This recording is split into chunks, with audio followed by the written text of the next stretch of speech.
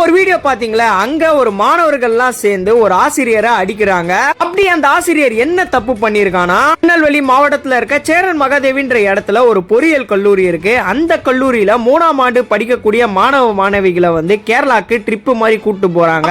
அந்த ஆசிரியர் மாணவிக கிட்ட தப்பா பேசி தப்பா நடந்துக்க ட்ரை பண்ணிருக்கான். மாணவிகள் எல்லாம் வேற ஒரு டீச்சர்ஸ் கிட்ட போய் சொல்லிருக்காங்க, லேடி டீச்சர்ஸ். அப்புறம் அங்க இருந்த சில டீச்சர்ஸ்க்கு எல்லாம் இது மாதிரி இவர் பண்றாரு அப்படின்னு சொல்லிருக்காங்க. அதுக்கப்புறம் விசாரணை கமிட்டி வைக்கிறாங்க. விசாரணையும் போயிட்டு இருக்கு. இதுக்கிடையில தான் மாணவர்கள் எல்லாம் சேர்ந்து அந்த டிவிடியா பையனை அடிக்க போயிருக்காங்க.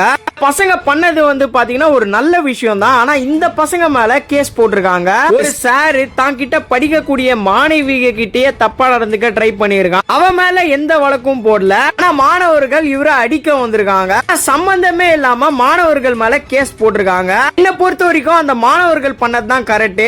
ஏன்னா இப்ப இருக்க சட்டத்தை பத்தி தான் உங்களுக்கே தெரியுமே. நீங்க இத பத்தி என்ன நினைக்கிறீங்க? யார் பண்ணது கரெக்ட் அப்படின்னு சொல்லிட்டு உங்களுடைய கமெண்ட்ஸை கமெண்ட்ல சொல்லுங்க. மறக்காம ஃபாலோ பண்ணி கொஞ்சம் சப்போர்ட் பண்ணுங்க.